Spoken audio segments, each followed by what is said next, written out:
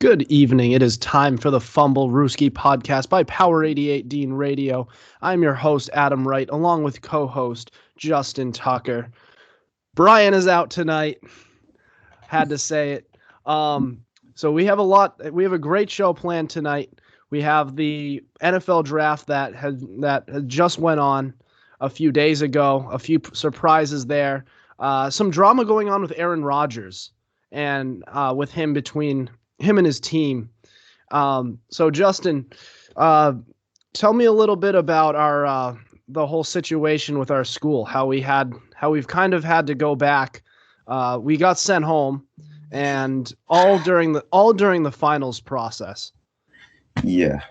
Oh man, I thought everything was calm, cool. It was a Wednesday. Everything was fine. So I got done with classes. I'm chilling in the room with Adam. Everything was cool.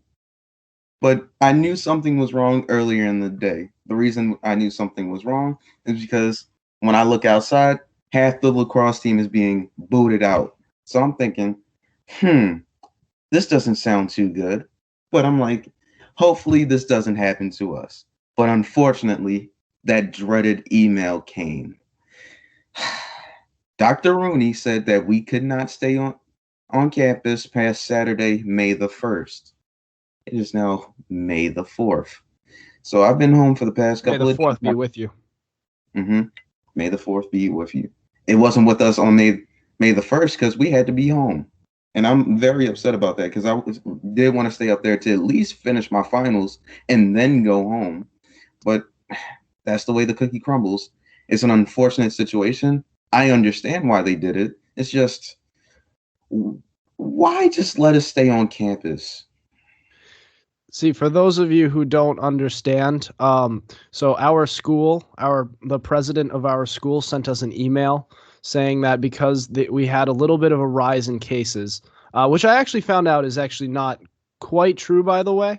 We just had a lot of cases in around the same spot, but I mean that's a side thing. But they basically said, so we were originally scheduled to move out around May 5th, or at least a couple hours after we finish our final exams. But the issue is, with a couple of cases that came up, they decided we're going to move out on May 1st. Now, my problem with this is what is like May 1st versus May 5th, like, or May 3rd for some people. Like, what's the difference? You know, like you're just creating this big hassle for everybody else. All these kids who live out of state, such as Justin. Justin lives in Maryland, and we go to school in Massachusetts. So, you know, this became just a big, massive bleep show from start to finish, all while being in the process of doing finals. So those all got some of those got moved online, and they had to improvise and everything.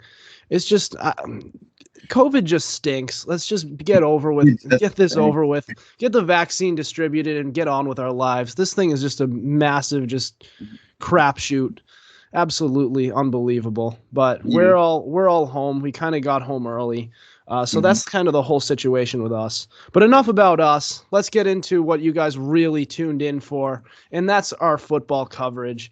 And the NFL draft, as I said earlier, that has just taken place. And we have some surprises, including what we're going to lead off with, which is the 49ers, who finally took their quarterback. But it wasn't the quarterback that we actually expected. And that was Trey Lance. Now, there was a report that came out just before the draft that came out that said, okay, they've narrowed their options down to Trey Lance and Mac Jones. Now, leading up to the draft, the weeks leading up before then, it was all, they're going to take Mac Jones. They're going to take Mac Jones. They're going to take Mac Jones. And they go in and they take Trey Lance at number 3. We were all worried about them taking Mac Jones because we're like, you trade up and you take this guy. You take this guy when Mac Jones is available, and even Justin Fields is available, who dropped down to number 11, I believe, 11 or 12. It was absolutely insane. I couldn't believe they were actually thinking of it. But they actually, to me, they took the right pick here, Justin. What do you think? I absolutely believe. Well, hold on. But since it was between those two, I believe they made the right choice in Trey Lance. However, I really wish they would have taken Justin Fields, and I think Justin Fields in Chicago is going to prove maybe he should have been the second or third quarterback taken out of the draft. But it was between Trey Lance and Mac Jones. So I'm gonna give him the benefit of the doubt and say they chose the right quarterback. Mac Jones is the pick of the litter when he comes to the top 5 first round quarterbacks. So, and that's kind of how it played out in the end. Patriots got him at 15. And when Trey Lance was there at the third, and it was between him and Mac Jones, I was like, who are they going to take? Are they going to stick with the same old with Mac Jones? Because they basically have that in Jimmy Garoppolo or Jimmy G. But they went different. I think they value Trey Lance's ability to run, which will help out that offense tremendously, especially with the scheme that Kyle Shanahan likes to do. So I believe it's a good pickup, and I believe in a couple of years he'll be a franchise quarterback that'll help them win some games and hopefully win the Super Bowl. I don't know. It's pretty hard to compare Mac Jones to porn star Jimmy. That absolute stud. Kid looks like a Greek god. Comparing to Mac Jones, did you see the way he walked up to the draft stage on draft night? He was walking up like a substitute teacher walking up to break up a fight in the cafeteria. Yeah, he can't compare to Jimmy G, like the way Jimmy G talked to Aaron Andrews and made her blush on live TV. Oh God, he's an interesting looking dude. But you know who isn't an interesting looking dude is porn star Jimmy. Man, that guy is a stud. All right, enough drooling over him. Speaking of Mac Jones, the Patriots actually wound up taking.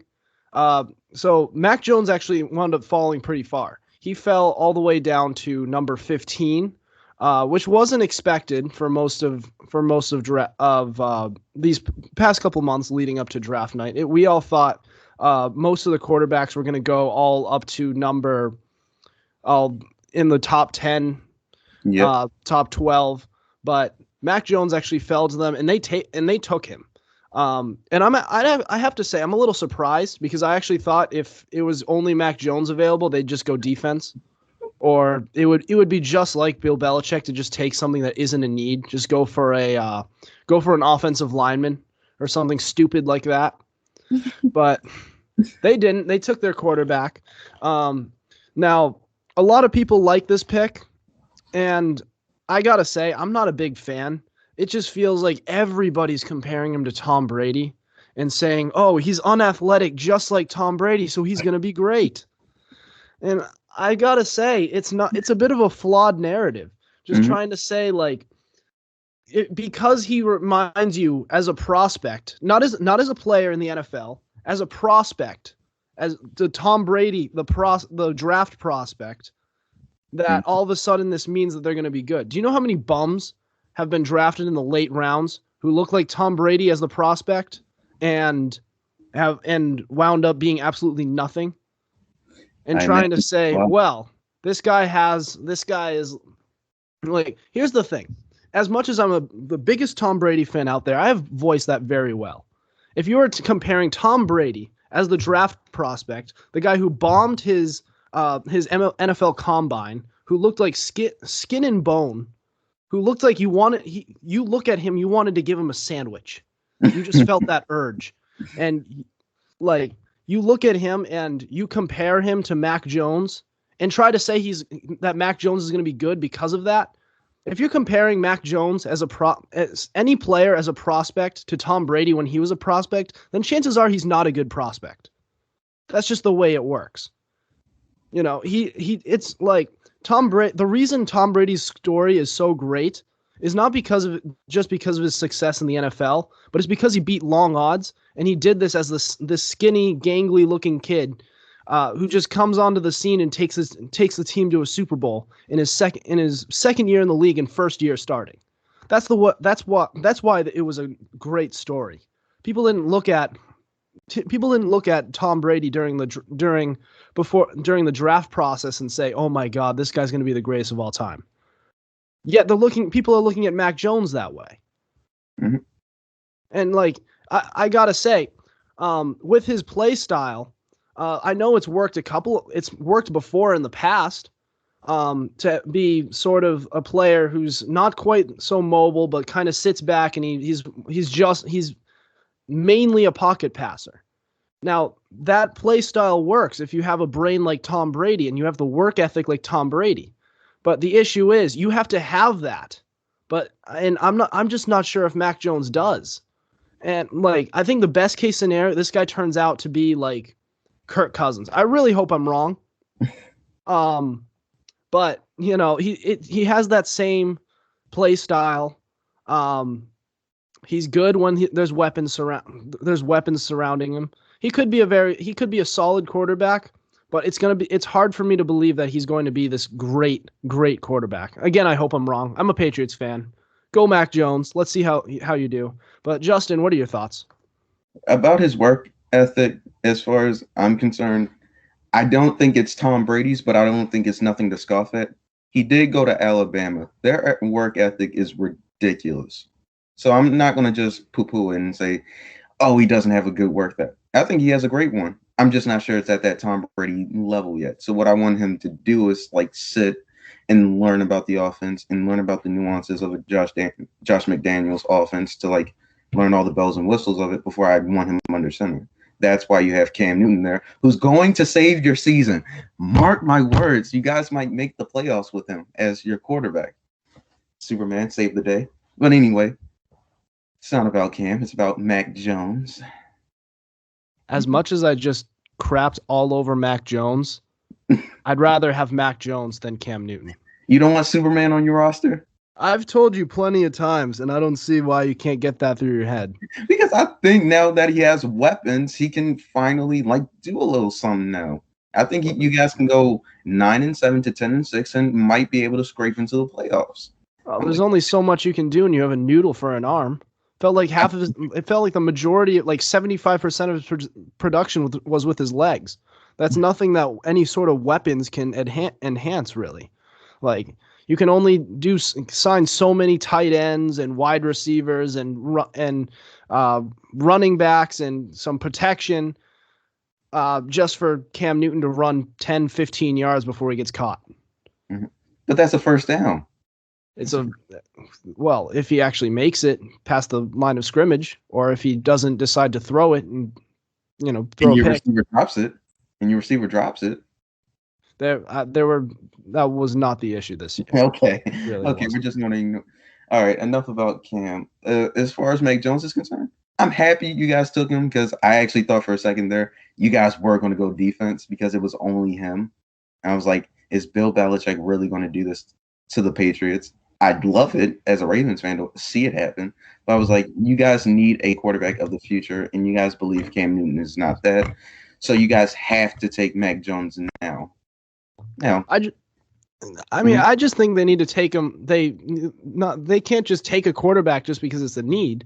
You got to take the right guy, especially since it's at quarterback. I mean, that quarterbacks mainly they define your franchise, and like when you kind of just go for a quarterback just for the sake of doing it. I mean, do we know that Mac Jones is the right guy?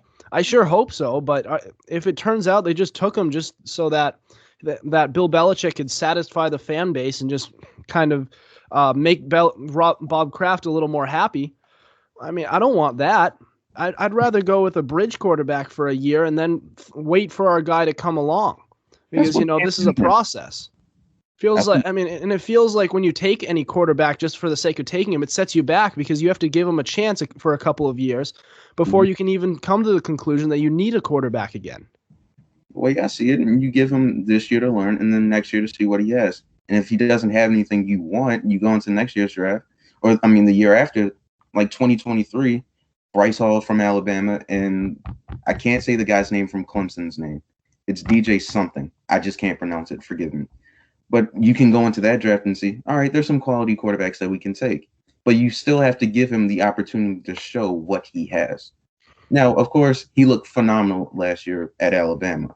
He had weapons on top of weapons on top of weapons, from Jalen Waddle to Devontae Smith to Najee Harris, and that vaunted Alabama O-line. But I believe with the Patriots, he'll be able to develop as a quarterback, learn under the offense, and be able to like be at best a Pro Bowl caliber quarterback. I'm not sure he'll be top 5 because being top 5 means you are very, very good. But if worse comes to worse, if you guys don't want to go through the draft and do it, I could see y'all going to Green Bay, either trading for Aaron Rodgers or you guys can try to get Jordan Love from over there. I mean, that's just my personal opinion. I'm sorry, at running back? No. I'm talking Jordan Love, as in the quarterback out of Utah State that the Packers took last year. I was sorry. I confused him with Bryce Love. No, the other guy. I mean, honestly, as much as I've talked about Cam, like if we're just looking at a bridge year, kind of just run with this team and go 9-7, maybe, or sorry, 10-7, 9-8, and then kind of just go from there. And that's what a lot of teams have done before in the past. I just don't know. I just don't know about this kid. I'm very iffy on him. I really hope he winds up panning out. But I mean, I think best case scenario, he'll turn out to be maybe a Kirk Cousins, maybe a little better. But I don't know. Call me a pessimist if you want, but I don't love the pick. You're being a pessimist. If he turns out to be a better version of Kirk Cousins, he's a top 10 quarterback. Yeah, maybe. Like Kirk a slightly better version of Kirk Cousins. I mean, I don't think Kirk Cousins is all that great of a receiver, or sorry, quarterback. I know he's not a good receiver, but he's a top 15 quarterback when he's on. I believe when he's on, he's a top 10. So I think if he can be a better version of that, Mac Jones can be a top 10 quarterback. Right, but it feels like Kirk Cousins he mainly benefits from the talent around him. Like for most of his time in Minnesota, he's had pretty good talent around him. He's had targets to throw to in Kyle Rudolph. He's had Adam Thielen, Stephon Diggs for most of his time, and then the 1 year then when Stephon Diggs gets traded, he gets Justin Jefferson, who's almost a Stephon Diggs clone. It's kind of like I just think he's benefited from an offense where he hasn't even had to in recent years. Hasn't really had to do much because it's turned into a run first offense too with Dalvin Cook on the team. Okay. So, it's like a player of Kirk Cousins' caliber. If we're comparing him to Mac Jones, if that's the case, then Mac Jones is going to need a lot of weapons in order to be effective in this league. So I really hope, I still hope I'm wrong. Even if he winds up being a Kirk Cousins, like I don't think I want that because it feels like Minnesota in recent years has just been stuck in football purgatory where they have talent everywhere else, but the quarterback is just good, just okay, And that's somewhere I don't want to go. I don't want to go to 7-9 either, but I don't want to go to what the Vikings have done, where they're just flip-flopping around, kind of in the playoffs, kind of not. Yeah, I get what you're saying. But all you guys have to do is get like a true number one receiver, but the Patriots aren't good at that. They're good at getting tight ends, but not a number one receiver. So that's something you have to work on. Well, it depends on how they do it. If they sign one or trade for one, then they can do it. They can get a good receiver. It's just drafting one. They have been able to draft tight ends, but it doesn't look like they'll have to do that since they've already signed Hunter Henry and Jonnu Smith. Yeah. So, I mean, I was just a little. If there's anything I was going to be disappointed about during this offseason, it's the fact that they didn't really go that big at wide receiver. They kind of went with Nelson Aguilar and this other kid who's been kind of an afterthought in the 49ers offense and Kendrick Bourne. Now I get he had a good year this past year, but if you think about it, that 49ers offense was injured all year long, and it felt like Kendrick Bourne was just kind of left to take all the scraps, all those targets where when George Kittle was out, all those targets when Deebo Samuel was out, when Brandon Ayuk was out. All those players were in and out of the lineup all season long, and there was also all the running backs that the quarterbacks throw to. Those guys were getting hurt all the time. It was just an injury-prone team, and it felt like Kendrick Bourne was just kind of there just to benefit from it. So it's Mm-hmm. I like their position better now that they have Mac Jones, but I want to love their position. I don't want to just be like, they could win a couple games. They could, one of those things. All right. Well, we're gonna go on to the Cincinnati Bengals, who at number 5 made a bold move where everybody thought they were going to address the offensive line. We've been hearing all this blowback from literally everywhere, the media, the fans, about how Joe Burrow was not protected last year, and he tore his ACL because of it, and he was out for the rest of the year. So you would think the whole world is thinking, all right, they're going to get Penny Sewell, and they're going to address the offensive line, and they're going to protect their franchise quarterback. Wrong. Instead, let's take another wide receiver when they already have Tyler Boyd on the team, when they already have T. Higgins on the team, and when they do have a running back. As much as people don't like him, Joe Mixon is serviceable, to say the least. He does have some fight in him. They have a running back, and so they addressed the defense a lot during this offseason. But what did they do? They went wide receiver. You know what this is reminiscent of to me? You know what this is reminiscent of? The Cowboys. What happened last year? The Cowboys, when they needed defense, they went CeeDee Lamb. And that offense wound up being pretty damn good. That year, up until Dak Prescott's unfortunate injury, but that defense was horrible. And if they end up killing Joe Burrow in the same way that the Colts killed Andrew Luck, then that's another potential franchise quarterback down the drain. Now I have always preached. If you try to take a franchise quarterback, you need to protect him. You need to take care of him, and especially in the early years of his career, because that's when he's most vulnerable. That's when he's his mental state is at a point where you want to hit the ground running, and we don't want we don't want to ruin Joe Burrow. He's a kid with a lot of promise, with a lot of talent. And who, despite such a rough season, he showed a lot of promise. And I love the way he played with T. Higgins and Tyler Boyd. Now Jamar Chase could wind up making that offense a lot better, but Joe Burrow is now going to get killed, and this is a real head scratcher for me. So we'll see how this goes. They did address the offensive line earlier on in the year.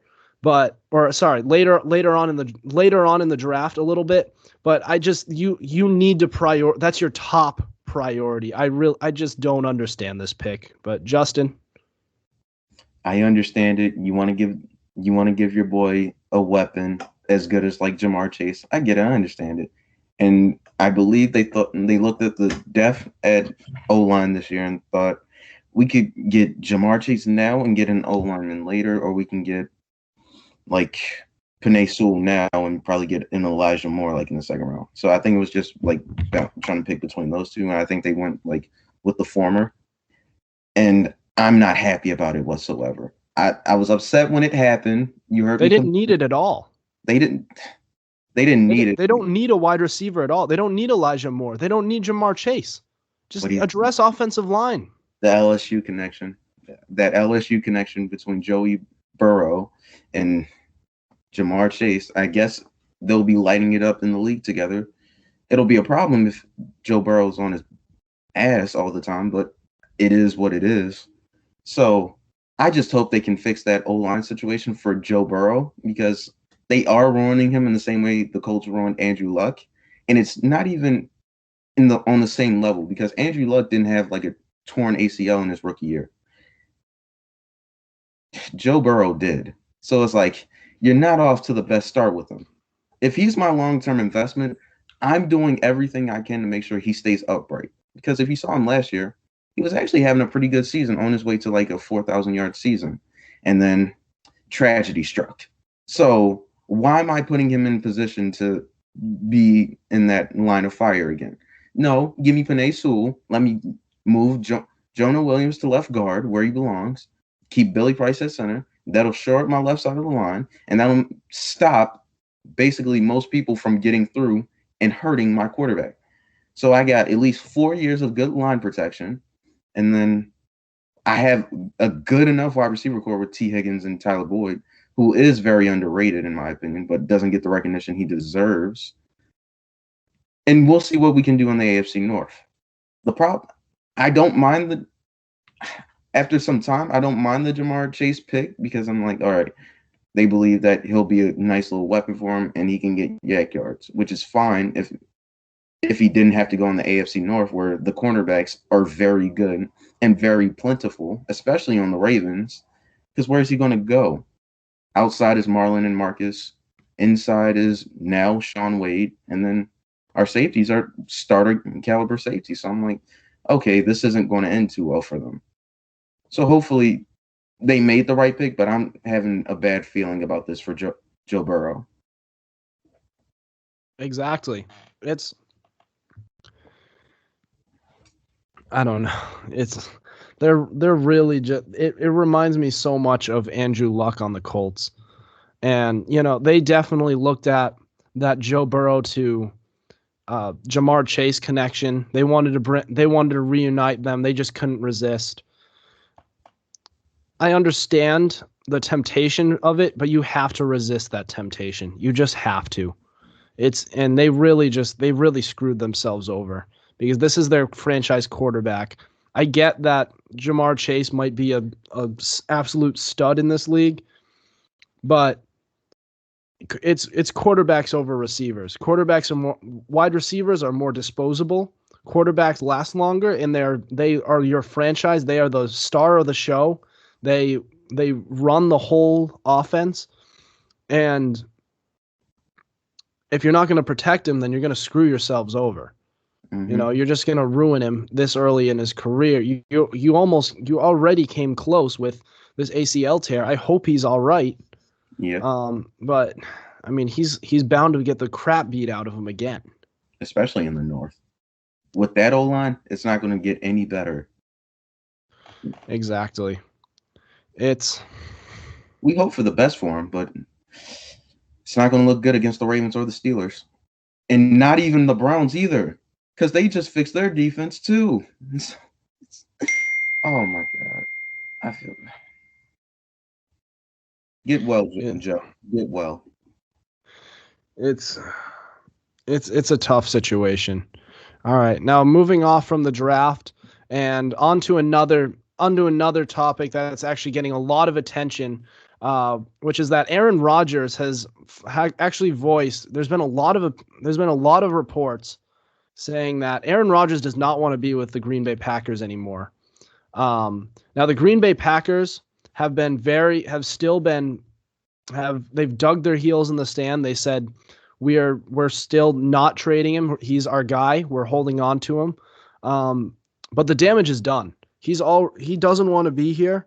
There was reports that said that they were trying to trade him earlier on in the season, and then they told him, well, we're just going to hold on to you. And then he kind of just said, well, like, regardless, I'm out of here.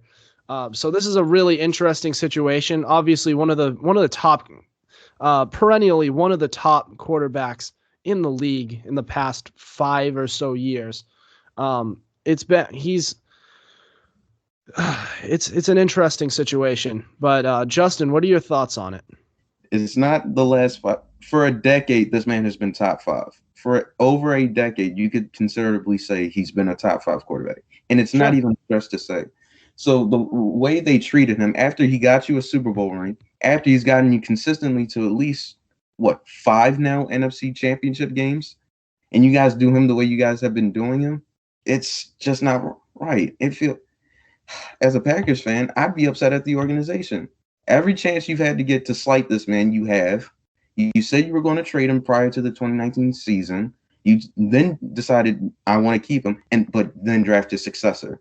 What is that? How do you think he's going to take that? That's a slap in his face. And then he goes out and has this MVP season, brings you out to the NFC Championship game again. Thought he had four tries at it, which is probably why he thought, maybe I could fit this into Devontae Adams, and it goes incomplete. He probably thought he had four shots at it. Then Matt LaFleur said, we're kicking the field goal, and said, I trust Kevin King more than Aaron Rodgers. That's what happened. Oh my God. He trusted Kevin King over Aaron Rodgers. That cannot be forgiven. Y'all don't give him any help. Y'all don't give him any skill positions. The last time they had a skill position player was Javon Walker in 05. No, somewhere around that time. Forgive me if I don't remember off the top of my head. It's been 15 years since y'all given him a first-round receiver. Now, you guys got lucky in getting Devontae Adams. Lucky, because he shouldn't have been there in the second round. But you guys got him, so fair play. And you guys treat him this way? It's unbelievable how much crap he's been dealing with. And then all he wants is like a contract extension, and you guys refuse to give it to him. What are you doing? Or not exactly not give it to him the way he wants it, because he doesn't have any guaranteed money right now. So I'm like, give him some more guaranteed money. It's Aaron Rodgers. How hard can this be? Why are you making this more difficult than it is? He is your future for right now. I understand you guys took a high draft pick, a first round draft pick on Jordan Love. It was a mistake. Should have gave this man more help. Now we're fighting on it. And you were waiting to get Justin Jefferson in the first round? Trade up to get him. Don't wait there. If you want somebody, take him. And you let Minnesota get him when Aaron Rodgers, Devontae Adams, and Justin Jefferson could be on the same team. It's unforgivable. It's very unforgivable. If I'm Rodgers, I would have left today. I would have left today after the NFC Championship game. So here's the thing. There's a couple of ways you could look at this, and I understand both sides. So on one hand, you could look at it through the way that you're seeing it, which is that this team hasn't really helped him out a lot, and I think in some instances they really haven't. Another way you could look at it is in some ways. They really have kind of catered to him a little bit. For example, when he didn't want Mike McCarthy on the team anymore, and they brought in Matt LaFleur to basically let him do whatever the hell he wants. Not true. And they didn't, and he didn't. And on top of that, you have the best wide receiver in the league in Devontae Adams. You have a very solid tight end now in Robert Tonyan. You have what has been a serviceable supporting cast in Alan Lazard. We could say all we want about Mr. 50-50 ball MVS, Marquez Valdez-Scantling, but he's a serviceable toy. You've had one of the for the past couple of years, you've had one of the better running backs in the league in Aaron Jones, and along with a left tackle who is one of the best in the league. And the defense has gotten much better over the past couple of years. So on one end you can say he hasn't in some ways they really didn't help him, but on another end you could say, well, there has been times where they have, and they have surrounded him with some good talent. Even before the Devontae Adams, there was There was Jordy Nelson and Randall Cobb on the roster, and Devontae Adams on the same team. So, like, and you can understand what you can, in a sense, you can understand. I don't agree with the draft pick either. I think you don't draft Jordan Love, but you can understand why they'd be like, okay, we've done all these things for you, and you're still not okay with it. All right, then we're just gonna take this next guy, and maybe we'll just push you away, and we're just gonna move on without you. No. You know, they've had talent on this roster outside of Aaron Rodgers, and they have one Super Bowl victory to show for it. And every time they go to the NFC Championship, I think there's only been one time where it was actually close, and it was this past year, and it wasn't exactly a good. Oh, I guess 2014 was pretty close too. But good Lord, how do you not win an NFC Championship, dude? And do more with the best wide receiver in the game. Can we stop acting like he hasn't had weapons? Because I really hate that narrative. He's had plenty of weapons over his career. Mm-hmm. Just saying. And I get it. His defenses haven't been great, but I feel like you should never, if you're Aaron Rodgers, you should never finish below 500 at all. And he's done that a couple of times. I don't know. Like quarterback, or as like overall, like seasons? Overall seasons. All right. So as for the seasons, injuries. If he's not injured, they finish above 500. Don't injuries also play a part in it too? You got to stay healthy. You can't always be living for the highlight reel plays. You gotta play smart. Sometimes condition yourself well. Sometimes it happens. Like in 2017, they were 4-1. He took a bad hit by Anthony Barr in week 6, I believe, and he was out for the season because of a shoulder injury for most of that season. So if he stays healthy, they're good. I'm knock out like every point you brought up one by one. The Mike McCarthy situation, it was only inevitable at the point because I think the relationship was like he's not helping, he's more like hurting. And if you look at Dallas, I mean, he's not exactly helping them either. So I'm like, okay, I can stretch myself to see where Aaron's coming from from that juncture. But when it came to actually put his input on who the head coach should be, because as a quarterback, you should at least have some input as to who your head coach should be. They gave him no time of day with that and basically said, you play, we'll get the coach. And then they hired Matt LaFleur, who, granted, is not a bad pick. 26-6, I believe, is the record. But again, you don't do that to your franchise quarterback, the one that you. And then why don't you tell him ahead of time that you're drafting his successor? I don't think he knew that they were drafting Jordan Love. So I think you blindside him with that, tell him to play and just let us hire the coach, and don't let him have any input into the organizational things when he's the franchise of your team and he's the reason you guys are in these games most of the time. I think that's quite unfair to him. And as far as the weapons are concerned, I think Devontae Adams didn't become like the number one guy until 2017. If you look at like 2015 and 2016, their best. It's kind of hard to say like, oh my God, they were like phenomenal. They had a good wide receiving core, but you weren't looking at them as if, oh my God, Jordy Nelson's like Jordy Nelson or Randall Cobb is like Randall Cobb of 2014. And like Devontae Adams was like 2018, 2019 Devontae Adams that we now proclaim as the best wide receiver in the game right now.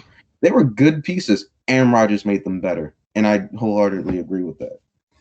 Like, I will take that one to the grave. The fact that he took that team like on a 6-game winning streak and went all the way to the NFC Championship game was a testament to how good he actually was.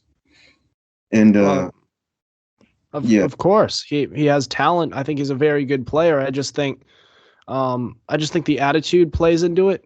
I think at this point you have to take into account the fact that he's not winning the whole thing at all.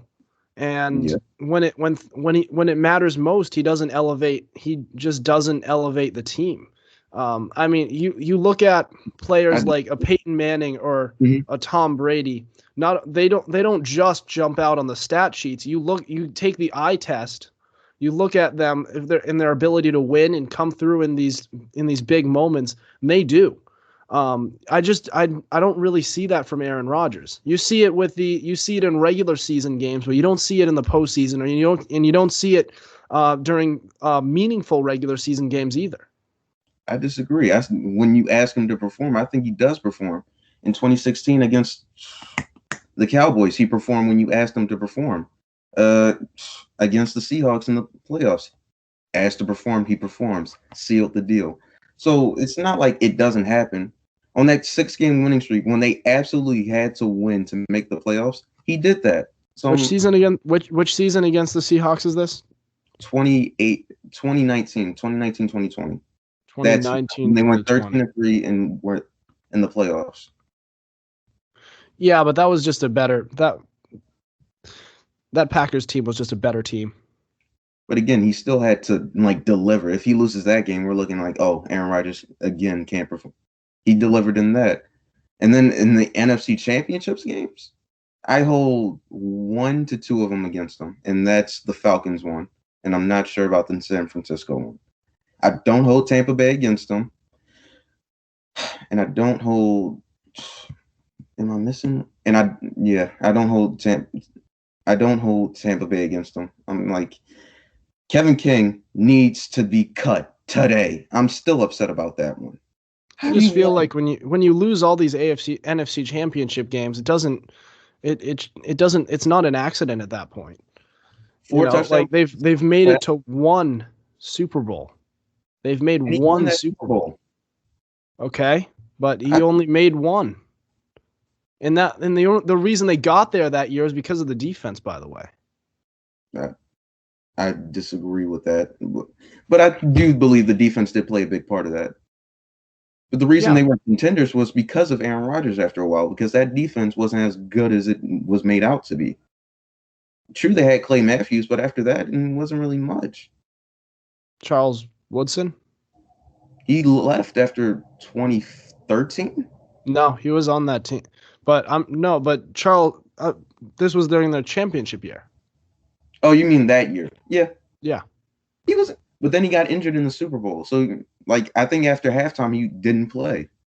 Right. So Aaron Rodgers came through in the Super Bowl, but he didn't. But it was the NFC Championship game where he was struggling a little bit, and he needed a little bit of help from the defense. Yeah. Not the best of games, but I'm happy he was able to overcome that to get to the Super Bowl. I'm like, okay, time to perform. What do you have? And he performed quite well under the circumstances. So I'm like, he got it. He got one for Titletown, just like Brett Favre did. So I was expecting more from them. I was expecting like 2 or 3 rings from Aaron Rodgers. Did he give me that? No, but I don't always hold that against him. I hold that to some of the lackluster things that the Packers did overall. And to prove a point, he's an MVP this year. So if they chose Jordan Love with the fact that he looks like he's on a downgrade, he looks like he's on a slope, and then he does that, now you're in the dilemma you're in now, because now he wants to leave, and you don't believe Jordan Love is anywhere near the development he needs to be. So it's like, okay, what do you do now? Do you try to keep Aaron Rodgers? Do you just try to force Jordan Love out there to see what he has? And I think the situation they're in now, they completely deserve it. Yeah, it's interesting. We'll see how it all plays out, but we'll see. I feel this is going to be a blockbuster whenever he leaves. I feel like he's going to stay on the team he's going to stay on the team for the 2021 season, and I think during the next off season he'll be out, and then that'll be it. It depends on where he'll be from then, but that's another conversation to be had on where he ends up going. But it'll be a good conversation because he's Aaron Rodgers, and I kind of want to see where he goes. Mm-hmm. All right, now That'll do it for us tonight. Thank you for listening to us. Make sure to subscribe to our YouTube channel. Check us out on Spotify and Google Play. Also, be sure to follow our Instagram at Fumblerooski_podcast to keep up with our podcast and the latest coverage on the NFL. Otherwise, we will see you next week. Over and out.